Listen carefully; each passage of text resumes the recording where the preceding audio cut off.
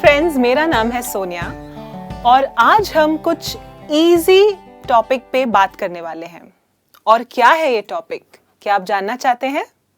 तो आइए देखते हैं बोर्ड पे क्या है। आज का टॉपिक है पास्ट टेंस बनाना। जी हाँ, पास्ट टेंस तो आप जानते ही होंगे। पास्ट टेंस का मतलब होता है भूतकाल। ऑलराइट, भूतकाल को हम पास्ट टेंस कहते हैं इंग्लिश में। तो आज हम सीखेंगे कि इंग्लिश में जो हम छोटे छोटे वर्ब्स यानी कि क्रिया यूज करते हैं अपने डेली कॉन्वर्सेशन में, उन क्रियाओं को अगर हमें भूतकाल यानी कि पास्ट टेंस में इस्तेमाल करना है तो ये हम किस तरीके से करेंगे। मैंने आपके लिए एक छोटी सी लिस्ट बनाई है कुछ इजी से वर्ब्स यानी क्रियाओं के साथ, और इनके मैं आपको पास्ट टेंस फॉर्म्स बताऊंगी और इनके कुछ सेंटेंसेस भी हम साथ में डिस्कस करेंगे। तो चलिए फिर शुरू करते हैं। आज का सबसे पहला वर्ब यानी क्रिया है ईट। ईट, जी हाँ, मतलब कुछ खाना, जैसे ब्रेकफास्ट, लंच, डिनर, स्नैक्स, ऐसा कुछ भी। ईट का भूतकाल यानी कि पास्ट टेंस है एट। जी हाँ, इसका मतलब है कि मैं खा चुकी या मैंने खा लिया। ऑलराइट, इसको बोलने के लिए आप एक चीज हमेशा ध्यान में रखें। आप ऐसे बोल सकते हैं एट, जैसे कि नंबर 8।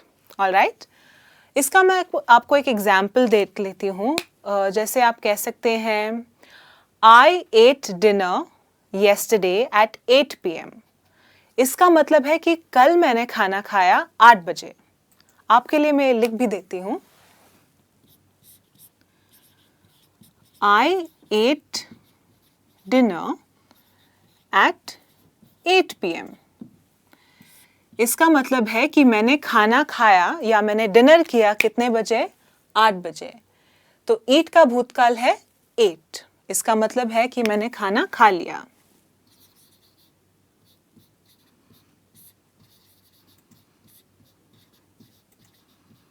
ऑलराइट, नेक्स्ट एग्जाम्पल देख लेते हैं। नेक्स्ट वर्ड जो है बोर्ड पे ये है गो। गो का मतलब है कहीं पर जाना, या आप मॉल में जाइए या घर जाइए या पार्क में जाइए। गो का भूतकाल यानी कि पास्ट टेंस है वेंट। जी हाँ, वेंट मतलब चले गए या जा चुके। ऑलराइट, चले गए। तो अगर आपको ये कहना है कि वो लोग मॉल जा चुके हैं या वो लोग मॉल चले गए हैं, तो आप ये कह सकते हैं they went to the mall. जी हाँ, यहाँ आप गो नहीं बोल सकते क्योंकि आपको कहना है कि वो चले गए हैं, वो क्रिया खत्म हो चुकी है। ऑलराइट, तो इसे आप ऐसे लिखेंगे they went to the mall. ये बहुत कॉमन वर्ड्स है, राइट, ईट एंड गो, इसीलिए इनका पास्ट टेंस जानना बहुत इंपॉर्टेंट है। नेक्स्ट वर्ड है यहाँ पे वॉच। ये वाला वॉच नहीं जो हम हाथ पे पहनते हैं। वॉच मतलब कुछ देखना, जैसे कि वीडियोस या मूवीज, इस तरह की चीजें। वॉच का भूतकाल होगा वॉच्ड, जिसका मतलब है देख लिया या देख चुके। ओके, तो अगर आप ऐसे कहना चाहते हैं कि मैंने कल एक मूवी देखी, तो आप कहेंगे I watched a movie yesterday. Alright, इसे लिख देते हैं I watched a movie yesterday. Yesterday माने कि कल। आप लगाएंगे ईडी। वॉच है वर्तमान काल और वॉच्ड है उसका भूतकाल यानी पास्ट टेंस। नेक्स्ट एग्जाम्पल देखते हैं और ये है लाफ। ऑलराइट, लाफ का मतलब है हंसना। ओके, इसका भूतकाल है लाफ्ड। एक चीज हमेशा ध्यान में रखिए, अगर आप देखेंगे इस वर्ड में एंड में GH है। ऑलराइट, लेकिन जब हम ये बोलते हैं तो हम कहते हैं लाफ। ऐसे लगता है एंड में फ का साउंड है, F का साउंड है। लाफ का भूतकाल है laughed, हंस चुके, ऑलराइट, या फिर हंसे। तो आप इंग्लिश में सेंटेंस कह सकते हैं कि they laughed at the joke, alright, they laughed at the joke, मतलब वे लोग जोक पर हंसे, वो हंस चुके। नेक्स्ट कॉमन वर्ब यहां है वॉक। वॉक मतलब चलना। वॉक का भूतकाल होगा वॉक्ड। यहां भी आपको ध्यान देना है, वॉक इस वर्ड में एल ये लेटर है, लेकिन एल साइलेंट है, इसका मतलब हम इसका उच्चारण नहीं करते।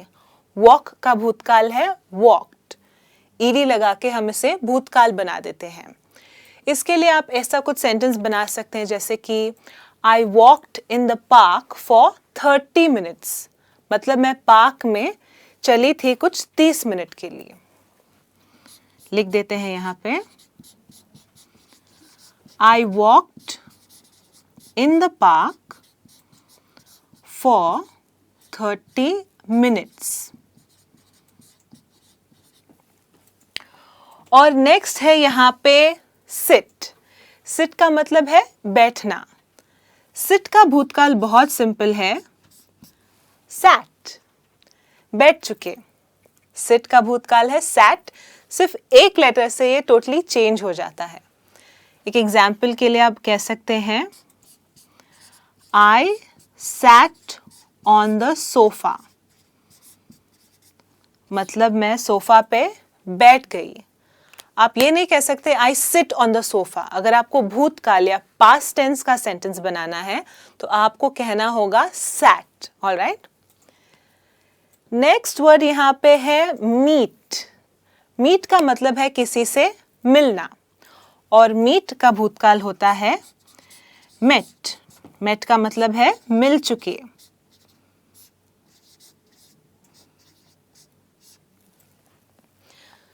सो अगर आप किसी को कहना चाहते हैं कि हम तो पहले मिल चुके हैं, ऑलराइट, तो इसके लिए आप कहेंगे we have met earlier. Earlier का मतलब है पहले। ये लिख देती हूं मैं, वी हैव मेट अर्लियर। ध्यान रखिए, मीट होता है वर्तमान काल, इसका भूतकाल है मेट, उसमें सिर्फ एक ई होता है। नेक्स्ट देख लेते हैं, और ये है बहुत इंटरेस्टिंग, ये है कुक, मतलब खाना बनाना, ऑलराइट। कुक का भूतकाल होता है कुक्ड।